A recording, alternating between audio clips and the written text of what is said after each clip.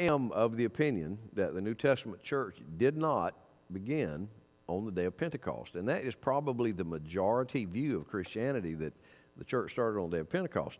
However, in Matthew chapter 18, which is 3 years before Christ was crucified, which was, say, 3 years and 50 days before the day of Pentecost, Jesus gave a formula to the church. And he mentions this. He said, take it to the church. And so he would not have given instructions to a non-existent body. And so at least 3 years before the day of Pentecost, the church was a functioning body.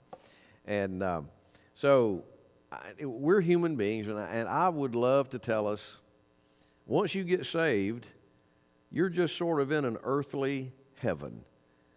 And flowers bloom year-round, and your dogs will never die, and your kids will always obey, and it's always like the Cleaver household. Y'all remember the Cleavers? How June, she vacuumed in a dress and a string of pearls, you know.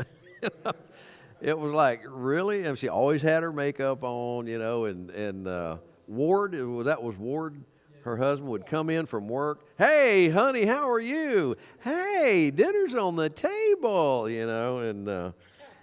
And has that ever happened, as a matter of fact, in anybody's life, more than one day in a row?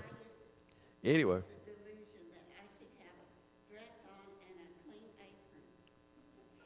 Okay.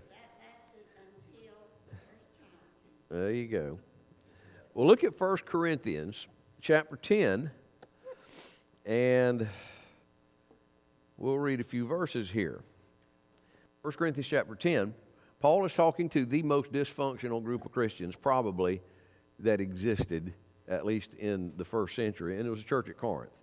And I'd like to tell you again that every church and every person in the Bible, they were spiritual giants that walked with halos. They were a bunch of redneck morons in Corinth. They really were. They couldn't get along. They couldn't walk out of the barracks without stumbling over each other and fighting. And they were just, it was like Trump in the media, you know, well, well, and it's like getting, it's kind of like getting pecked to death by chickens, if you know what I'm talking about. Now look at verse 31. Whether, therefore, ye eat or drink, or whatever you do all to the glory of God. And the word glory means for the reputation of. And so whatever we do, the purpose of what we do is to reveal the reputation of God. This is what God's like. Tell me what God's like. Well, God would respond like this. He would say this. He would do this. And so that's the purpose. Whether you eat or drink, whatever you do, make sure that when you're through with it, people say, now I know a little bit more about the Lord. Verse 32, give none offense, neither to the Jews, nor to the Gentiles, nor to the church of God. So don't offend people needlessly. Verse number 33. Even as I please all men in all things, not seeking mine own profit, but the profit of many, that they may be saved. Be ye followers of me, even as I also am of Christ. Well, let's look at conflict. Conflict is a stewardship. It is that which the Lord allows to develop in your life to see how you'll handle it. It's like obstacle courses. You know, you build an obstacle course, you go to a gym, and you've got stations where you've got your leg lift, and you've got your upper body and your lower body and your cardio. And so the Lord just has built a gymnasium. And we're not all at the same station, you know. Some folks are doing their legs on Monday, and some people are doing their upper body. And so you have a different conflict. It might be with a spouse, or it may be with a child, grandchild. It could be the neighbor whose dog comes over and tears your flowers up. It may be that. Maybe it's a boss or a coworker. And so it's a stewardship. The Lord has given us an opportunity to reveal His nature. And He's even told the same church at Corinth, they were going to ask this question about God's goodness and His forgiveness. And they were like, What's the best way to show the world that God is a God of forgiveness? What's the best way to do it? Now, this is the church here thinking, these dysfunctional Christians. What's the best way we can show the world that God forgives sin? What do you think their answer was? Let's just commit sin, give him something to forgive. How about that? Can we do that? And Paul said, God forbid, will you stop it? Will y'all stop that? The best way to show that God forgives, let's just give him something to forgive. And so this is the level of Christian that we're talking about here. And so it's a stewardship. It's an opportunity to reveal the character of God. I have in my lifetime handled conflict in such a way, when I walked away from it, I was embarrassed. I was absolutely ashamed. I was like, you idiot. What were you thinking? And perhaps you've not handled anything like that, but I've done that. And there have been many opportunities that I've had through the years. I blew the opportunity to reveal the character of God. When I left the conflict, the people could have been thinking, so God gets really, really angry and mad and walks off and leaves people. Oh, okay, I see how, and that's what I left with them. And that's not what they needed at that point in their life at all. So what is an offense? Well, it is a word or action that violates our expectations, values, or personal standards. What offends you? Foul language. So that is a violation of your values, okay, and your personal standards. You don't use foul language. All right, that's one. I hate to hear that myself. All right, what is another thing that offends you? How about when people lie to you? You are dishonest, unkind, unforgiving. All right? So these are violations of your values or your... Now, can your values... Let's split this off. You got values here, and you've got two branches. You've got preference and principle. Is a value ever supposed to be built solidly on a preference? Can you compromise a preference? Yeah. Well, you'd rather have spaghetti or lasagna. Where in the Bible does it address that issue? Well, we know that lasagna is biblical and spaghetti is certainly it's of Satan. There's no such. That's a preference. You want Coke or Dr. Pepper. That's not a principle issue. And so don't get offended when your preferences are violated. All right, that's immaturity. That's the baby that had his toy taken away and just pitches a fit, and sucks his thumb. So don't do that. Not everybody has to have your preference. Now, what about a principle? A principle is a law or a rule based on God's character by which we govern our lives. Now, when God's character is violated, a Christian has a right to be offended. But even in that offense, we have the obligation to handle that properly, And so when your expectations and values and personal standards, and here's sort of the clicker here, I've got to make sure that my expectations and my values and my personal standards are biblically based. There are some people, I know some preachers personally, that think it is a sin for a woman to wear a pair of pants.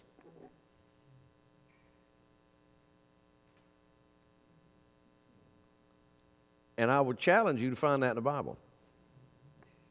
I was in a church one time where the pastor was preaching, and one of the deacons came down the aisle with a cloth and put it over a lady's lap because her skirt was just a little about the knee.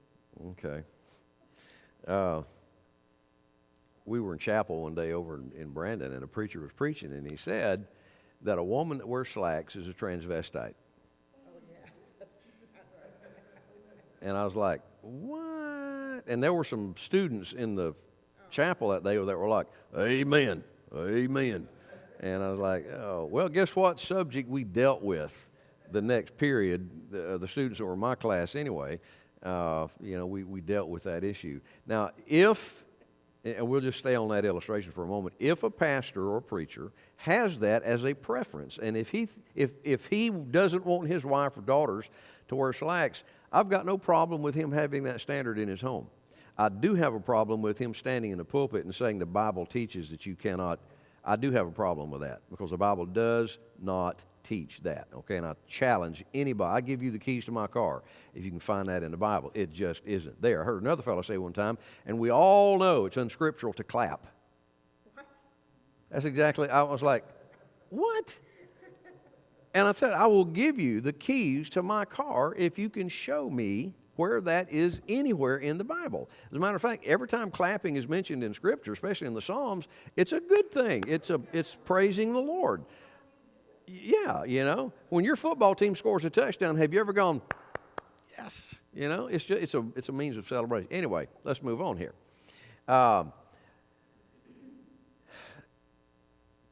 Somebody in this building right now is probably offended at something. I don't know what. It could be something principle-based. It could be something preference-based. But I guarantee you in a crowd that we've gotten here today, probably somebody. This past week, you've had your feelings hurt. You've been upset. Things didn't go your way, and you responded in a way that everybody knew that you were hurt, you're angry, you're bitter. Some of this can be minutes old. Some of it can be decades old. I've known people that have been mad for years. You know, something happened when they were in high school, and they're still mad about it. I think that is unconscionable. You know, to live, first of all, you're hurting yourself. To live with that kind of an emotional cancer in you, you can't do that. It ruins everybody. I owe it to you not to be perpetually offended.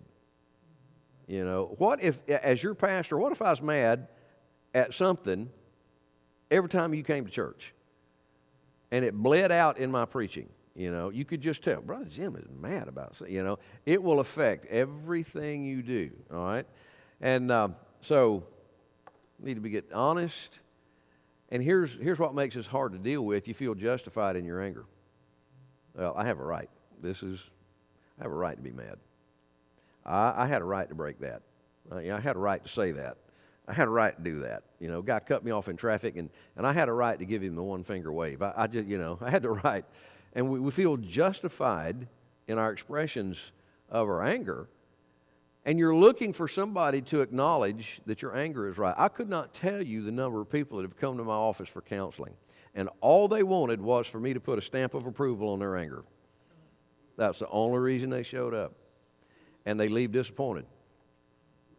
I had a lady just blow up at me one time because she wanted me to hear, or she wanted me to tell her something that I didn't tell her.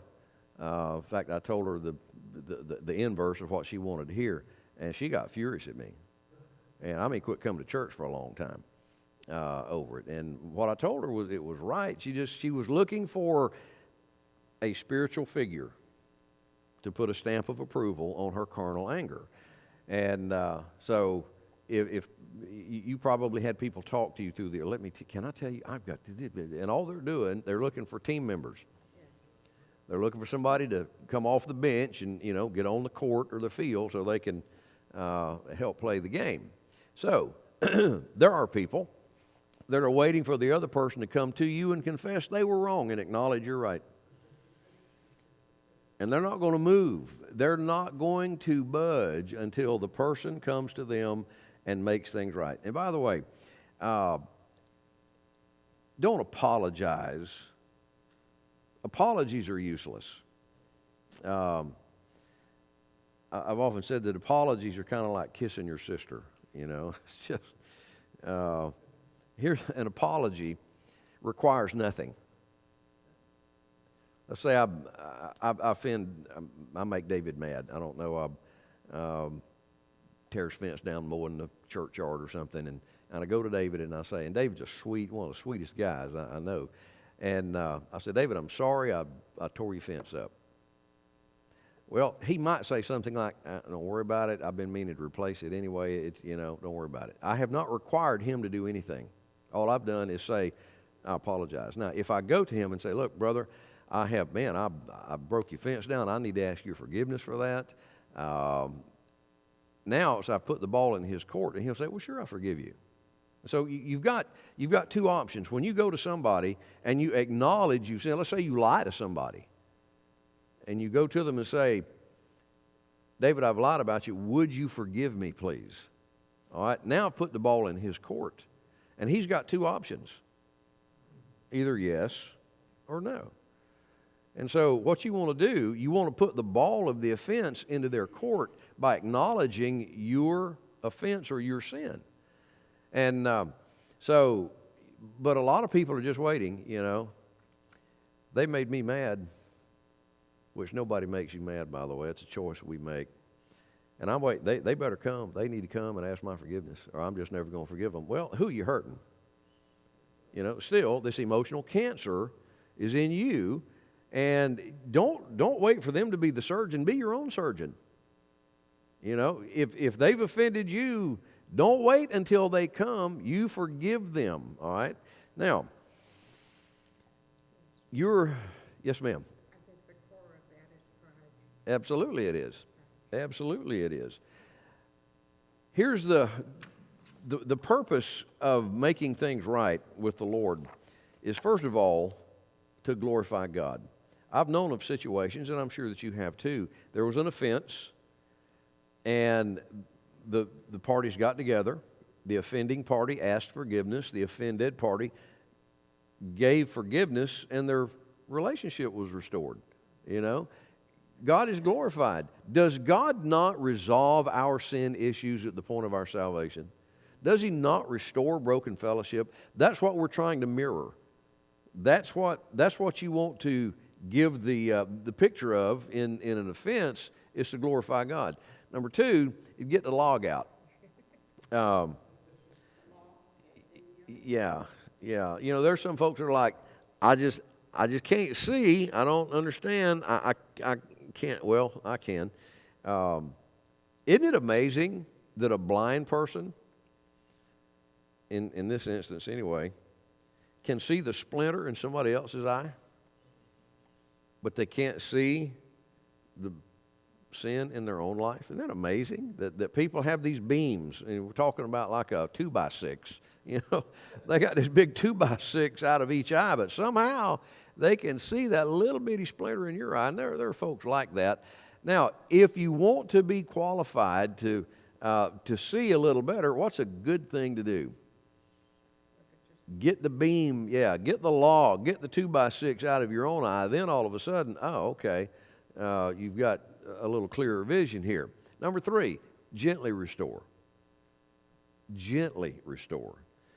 If you've ever had a bone out of place, I was coaching our basketball team up in Lakeland years ago, and a kid held his hands out to get a pass, and the ball hit him on the end of his finger, and it dislocated his finger, and his finger looked like a Z.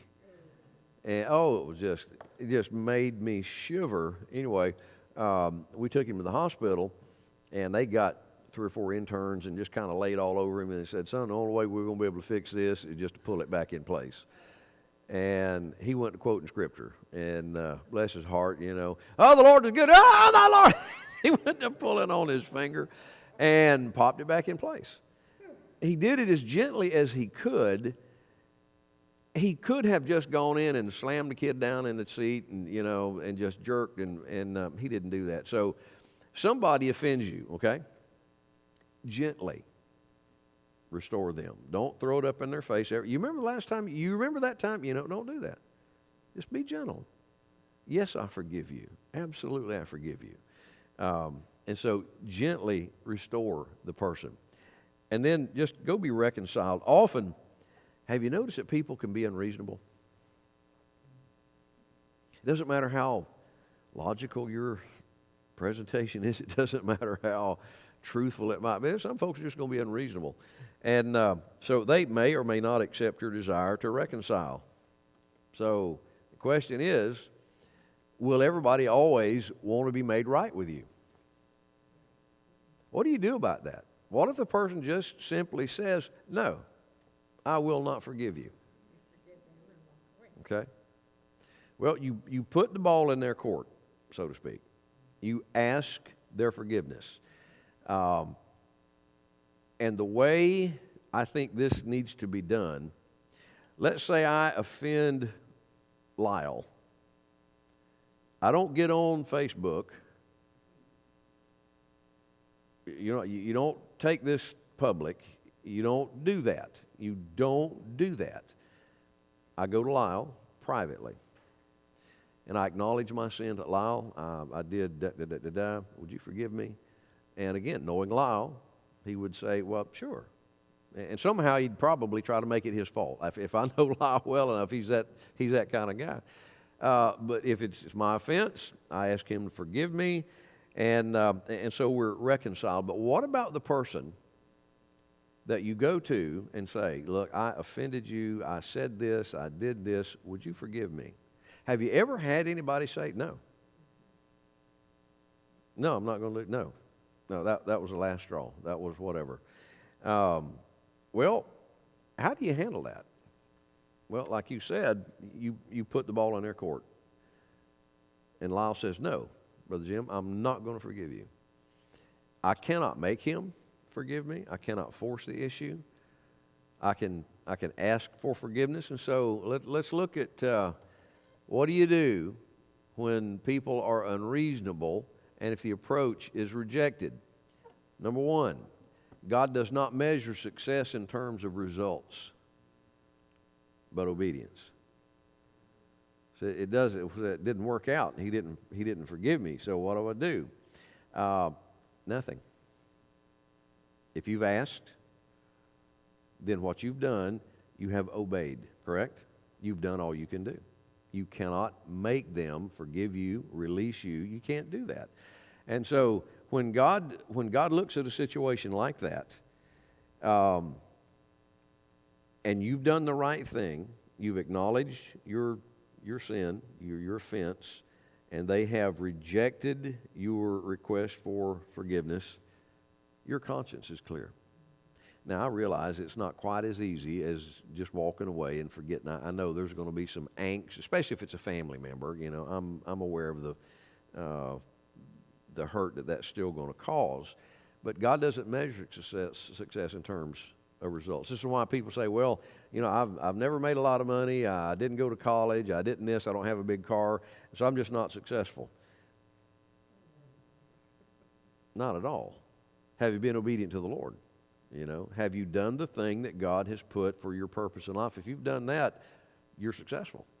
You know, it doesn't matter what you own or what you've made in the terms of a business contribution. Have you been? You know any Christians that are just they're in the center of the Lord's will, and they're not wealthy. They're not, you know, they don't own a whole lot of stuff, but they're incredibly successful because they're in the center point of God's will. And they've been a blessing to you because of their prayer life or something like that. You okay, Sister Charlotte? Uh-oh. You get her? Okay. We got some water coming.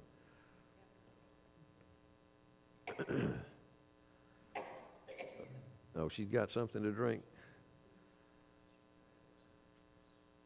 All right. She's on her way. Thank you, Sarah.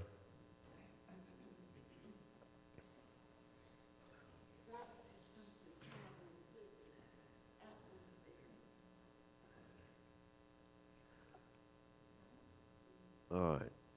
Thank you, ma'am. Number 2, resolve that you will not give up on finding a biblical solution to the problem. Let's take the offense into the house, husband and wife. Well, that's a little different problem. You know, it's not like you can just walk away from that. Resolve. You know, there are times when I am so wrong. All of the conflict in my marriage is not Stacy's fault. I'd like to tell you it's all her fault. And I'm just pure as the driven snow, but I can be a jerk. I hope that comes as a shock to you guys. I don't know if it does. I can be stubborn. I can want my way. I can know that she's right and still not acknowledge it, because that wasn't my idea. It's not what I wanted to do. And so I've got to find a biblical way, And as her husband, as husbands, period, we're the umbrella over our wives, and there are times when I've just got to say, you're right, and I'm sorry I was wrong. I ask your forgiveness for saying that or doing that. And so just resolve. I'm not, when I see that person again, I'm not going to throw this back up. I'm not going to fan the flame of this again, all right?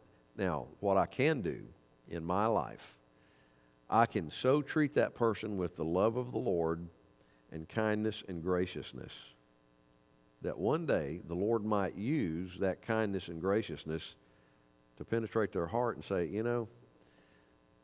I should have forgiven you yesterday or 20 years ago, whatever it was. And so I think kindness is the hammer that God uses to break the hardness around people's hearts. Anybody in here remember the day when you used to salt meat? You get a ham and put salt on it and hang it in the smokehouse or hang it in the house, and it'd get hard. That salt would draw the water out of that ham, and it'd be salt cured, and then you'd have to get a hammer and break that casing of salt off of that meat. There are folks that they just get this case around them, and life has, in their estimation now, life has treated them so wrong. It's just been so horrible. It's been so terrible, even though, more than likely, the choices that they've made have created this barrier between them and other people, and they don't understand that. And so just resolve. I don't care what somebody does to me. I don't have to respond wrongly to that. I don't have to. I can respond. I've got choices. I can either respond in kind or I can respond in kindness. Those are my options. And I choose to respond in kindness. That is a hammer that can break the hardness of somebody's heart. All right. Well, I need to go back. I'm not sure how to do that. So let me just read you number 3. No, here we'll just go on for time's sake. All right, forgiveness involves some specificity here. Number 1, don't dwell on this incident. Do you know somebody that every time you talk to them, they talk about that one thing? It just keeps coming back. This, have I ever told you? Oh, yes, you've told me, yes. Have I ever mentioned? Yes, last time we talked, as a matter of fact, you mentioned this. And it just becomes sort of the center of their life. It's almost like they're glad to have something to talk about. This is their offense, and they ain't letting it go. No, sir. Maybe this is a family offense.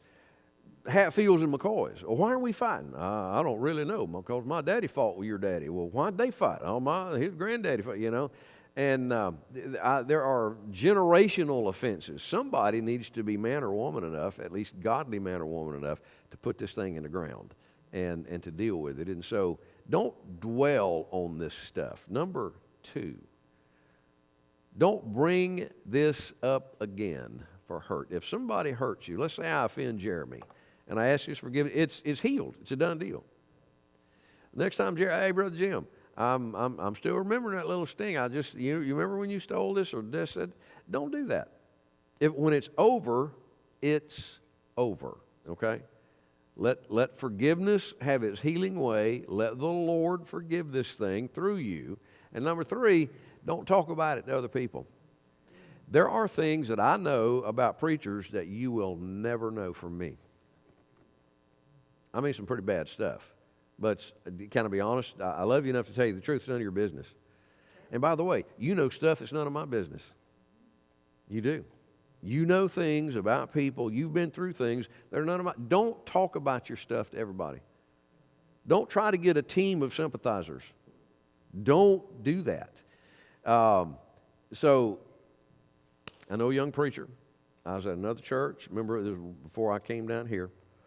And he stood up in church one Sunday morning, and there were probably 300-400 people in attendance. And he stands up, and it was during praise report time, which with fear and trembling do we do this, because you just never know what anybody's going to say. Anyway, he stood up and he said, well, Me and my wife, we got in an argument on the way to church this morning in the car, and honey, I just want to ask you to forgive me. And I was sitting about from here to Jeremy from him, and I just wanted to jerk a knot in his tail feathers. What was she going to do? What was her option? You know, she could have stood up and said, "You idiot, no, I'm not going to forgive you." She could have done that. She was a little more of a lady than that. And so, yes, sure I do. And then he sat down, self-satisfied that he'd done the right thing. Yeah. And I was in front of everybody. So if you offend your spouse, might I suggest you keep that between you and your spouse. And Jesus gave the formula. He said, now, if there's an offense between you and your brother or sister, you go make it right, all right? If it's made right, it's a done deal. Now, if the person offended says, nope, I'm not going to forgive you, then you take 2 or 3 spiritual elders with you and go visit the person, and the case is explained in front of these witnesses. And if the person still says, nope, I'm still mad, I'm not going to offend you, then you bring it to the church and let the church make a judgment. And so what if they don't? That's not the whole congregation. That's like a board with the deacon, the people that are on the... Well, actually, that is before the whole body. So you bring it Yeah, yes, sir. You just bring it before the body. And, but, you've got these layers. It should be handled personally. That's the way to handle an individual. Now, if I offend 2 people, let's say I offend you and you, guess where I need to go? You and you. So you make it right as broadly as you made it wrong. Now, if I get drunk downtown Wauchula and I'm stumbling all over the sidewalks and y'all hear about it, well, guess who I have to get in front of and make that right? The whole church. Exactly. See, because I've offended the whole church. But you don't. You make it right as broadly as you made it wrong. And you don't involve people that are not involved. You don't do that, all right? Number 4, I will not allow this to hinder our personal relationship. Now, this is a hard thing. These are truths, but these are not just like fuses that you plug into your fuse box and, not bringing things back up. Right. Basically, forgive and forget. Exactly. You don't forget it, but you don't bring it back. Well, here's the thing. You're right. You probably will never forget the actual incident, but the associated pain is gone. You know, I can remember being stolen from. It doesn't make me angry anymore, but I forgave the guy. Now, at that time when he stole from me, I was like, "You little weasel, I was a little fired up about it, and I forgave him, and the fire's gone, and so the scars will remain. That doesn't hurt anymore, But the actual memory may be there, but the associated pain is going to be gone, which that means it's been forgiven. All right, now here is the goal of forgiveness. To forgive, what does that mean exactly? It means to release. You ever been fishing and you caught a mudfish, for instance? I hate catching mudfish because they mess up the hole. They just go nuts when you hook them. Oh, they're a trash fish. You don't eat a mudfish. And so you release him. Actually, what I do, I put him on the ground and cut his guts out. Is what I do, so he don't, So yeah, he doesn't get back in there and mess my fishing hole up again. But to release means you unhook them and let them go as if they'd never been caught. All right. So to forgive somebody, you say, well, what if I can't forgive? You ask God to forgive you of the sin of unforgiveness. Lord, I can't do this, but I need your grace to forgive this person. I want them to see Christ in me. I can't do this. And you're right.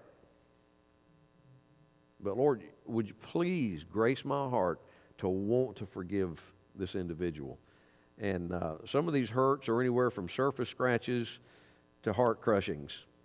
But it's the same process. You release them as though they have never offended you. And there are some folks that just enjoy the luxury of being offended. They want to hold that over your head. It's like mistletoe. They just, not for the purpose of kissing you either. It's just, it's like they're collecting trophies. they've got something on everybody. And they, you know. Like being, you can't tell them this, but from the outside looking in, it just seems like they just like being upset about it. Exactly right. They do really well being mad. They've been in that set for so many years, they wouldn't know what to do with a clear conscience. And Nathan?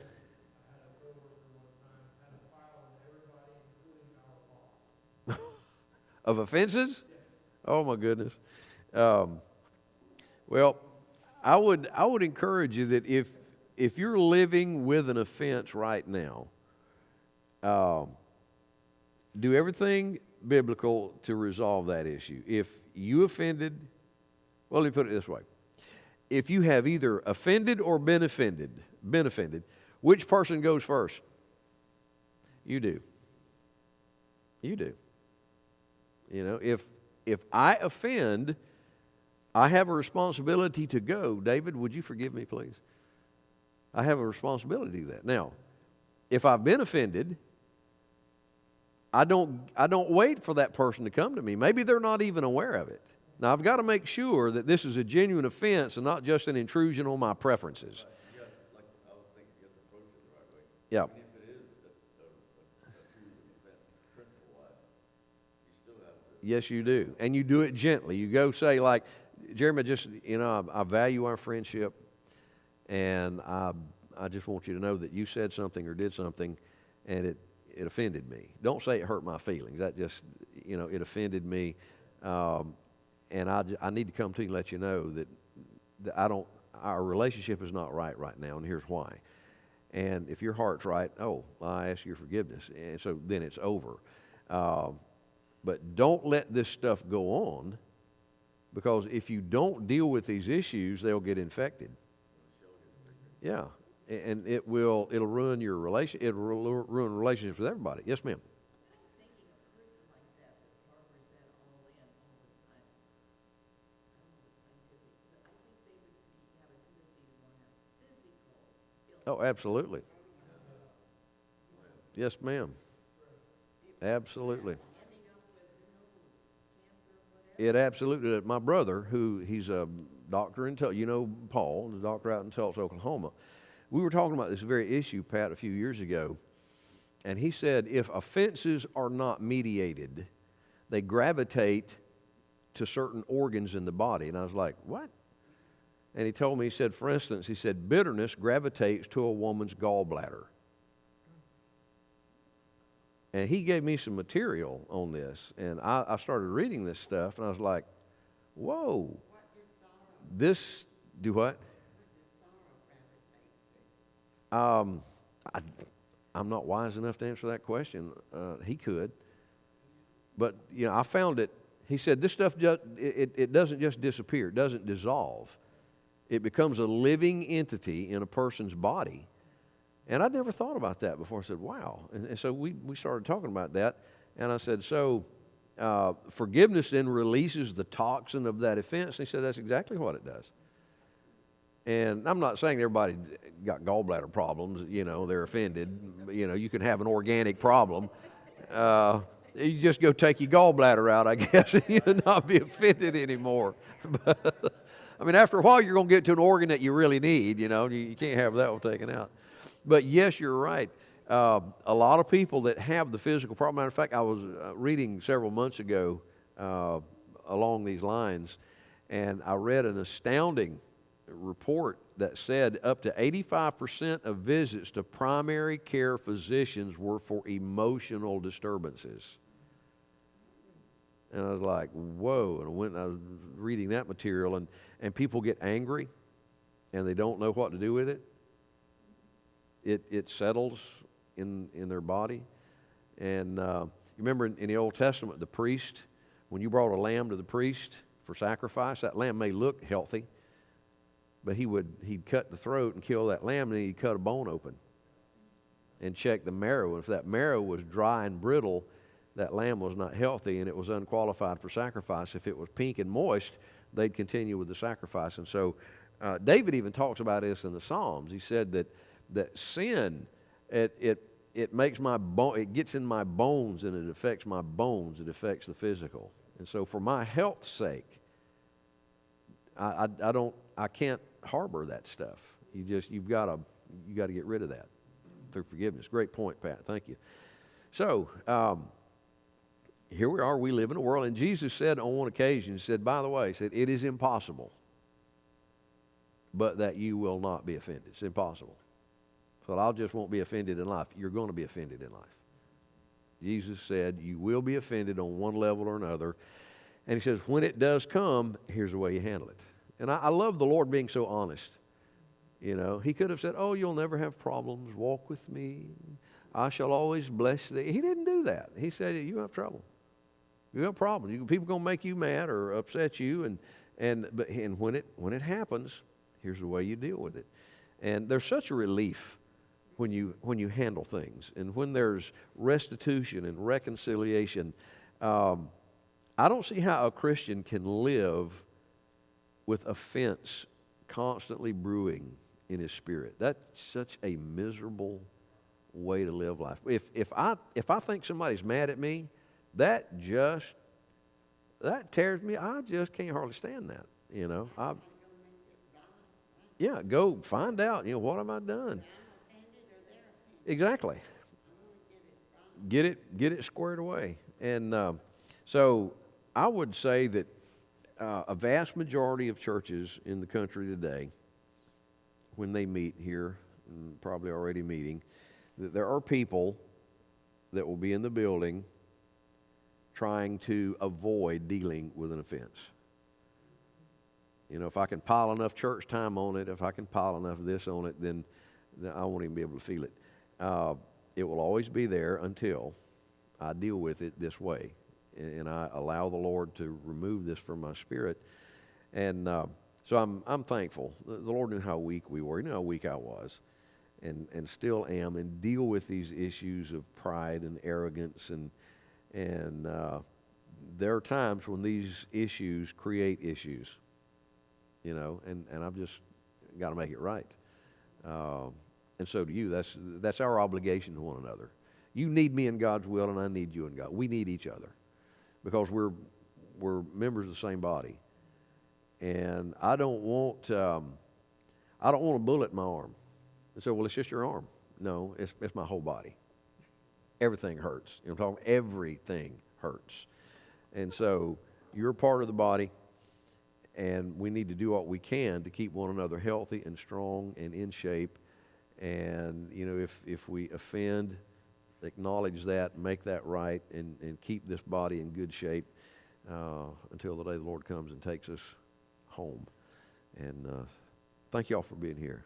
God bless you. I appreciate it. I love you with all my heart, and I'm grateful that you're here this morning. And I pray that these times that we have on Sunday morning in this class are beneficial to you. Encourage you, maybe educate us on the truth of the Bible. That's my passion, my goal in life is for your life to be better, is for your life to be healthier, happier, and more in line with God's purpose for your life. That's just a passion of my heart. Thank you for being here. Lord, thank you for your goodness. We praise you and we honor you. Bless our service this morning as we talk about things from ownership to worship.